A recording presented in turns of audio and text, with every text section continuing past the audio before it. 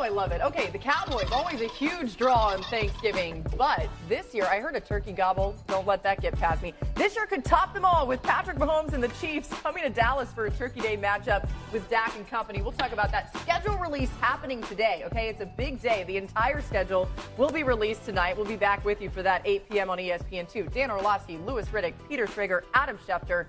We had a lot to get to, guys. Everybody doing good, though? Mm-hmm. We're doing great. Okay. We're doing great. Peter's got a three-piece full suit on. house. He's got I love it. His wedding day for Peter. Three-piece suit. It's schedule release day. It's like my bar mitzvah. Let's go. Oh, kid's got a lot of those to go to. What I liked about that is it was a shoulder shimmy, not like a I'm chest excited. shimmy. Better than your breast. Yeah, that probably wouldn't Okay, work. Certainly. we're going to make sure no one else shimmies as we carry on here. Let's talk about the Cowboys. They brought... I'm excited. I mean, you turn on the tape and you see a guy that can catch the football. You put the football anywhere in his vicinity, very strong hands, more than a 50-50 catcher. He thinks it's his ball when it's in the air, and I'm excited for him. I know that we need some help in that position. I know CD needs some help, and I think when you have a guy like that, and I heard George say it, it's hard to double-team two guys, and then when you've got other guys, whether it be Ferg, Jalen Tolbert, Mingo, guys who have had reps and know how to get open in the league, I think we're putting together a nice group of weapons. Dan, you just heard Dak addressing the idea of trying to double team both Pickens and Lamb. Just how hard will that duo make it on defenses? Yeah, I think very, and that's why the addition of Pickens matters so much. Very rarely can you just line up defensively when I, as an offense, have really good player on one side, really good player on the other side. Lewis, you know this, and allocate 4 people to them. Because one of those guys is going to get singled up more than not. If not, then we get to run the football. And the reason why I like Tet McMillan in the draft to Dallas, and the reason why I like Pickens with the addition is CD is such a fluid, yards after the catch, win his routes, kind of get open one-on-one type of player. And then you have that big body, vertical frame opposite him. This now presents a lot of problems to defense before the ball ever gets snapped of just structurally, how do you want to handle us? And so no matter who the opponent is, I agree. I think that's one of the top 6-7 wide receiver duos we have in the NFL right now.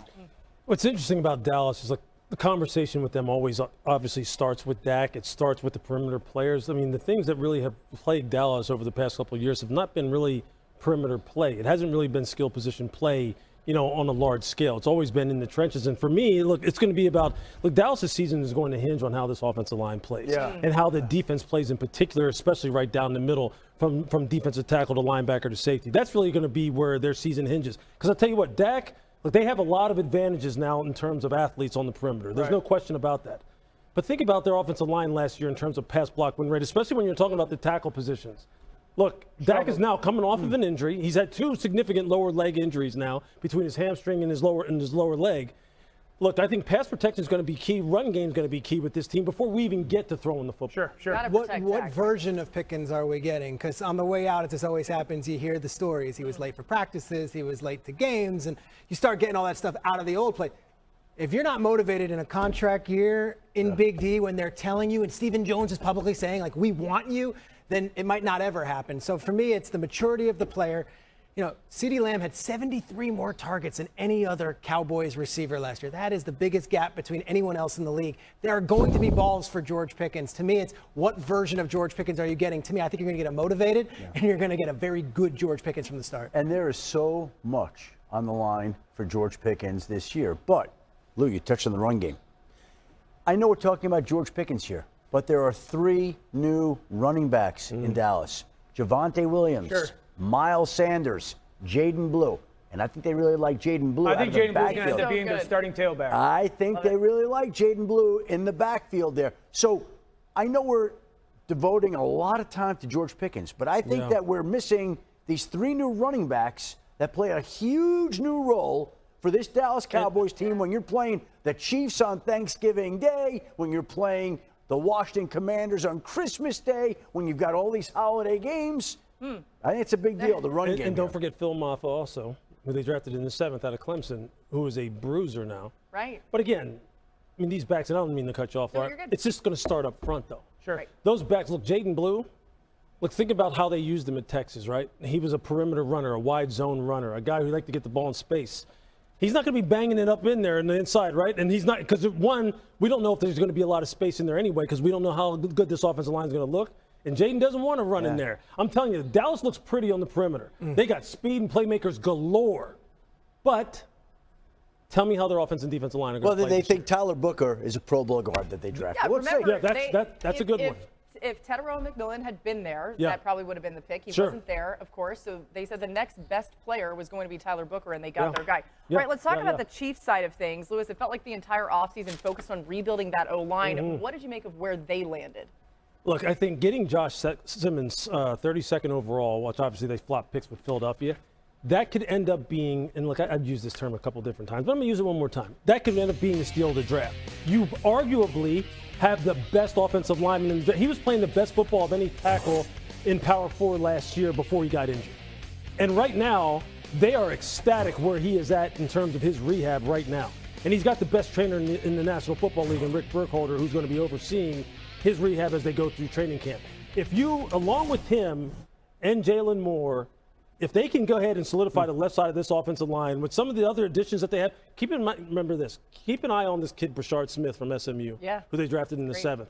He is an Alvin Kamara clone with like 4.3 speed. They have got a lot of things going on right now in Kansas City.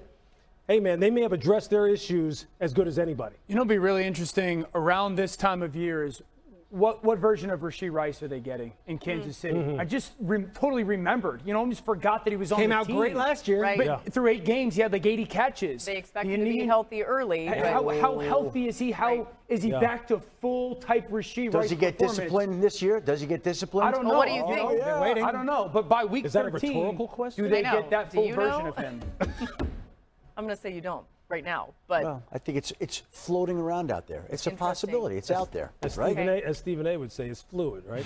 Fluid. But more Fluid. than that would be the health. By week 13, the health. What kind of player is he? okay, new on NFL Live. This just crossing this hour as we get game schedule release happening. We've got the slate of Christmas Day games over on Netflix. More Cowboys on the national stage for that game against the Commanders, plus an interesting NFC North matchup between the Lions and Vikings.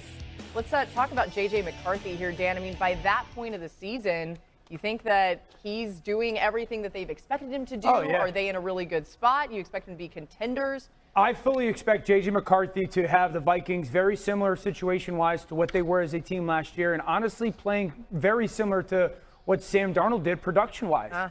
The way he plays the position, how he is so kind of foundationally built on one hitch, ball goes here, 2 hitch, ball goes there, 3 hitch, ball goes to the check down. The play action comfort that he has. We know Kevin O'Connor, their play caller is sensational. Their offensive line will be top 5 in the NFL. The receivers are top 2, top 3 in the NFL. So I think this is the place where, you know, the quarterback has the chance to almost make the people quickly forget about how good Sam Darnold was for them last year. I fully expected them to be very much so at the top of the NFC North. How many times do we talk about it's not where you're picked, it's where you go? Absolutely. Who you're And with. Who you're with.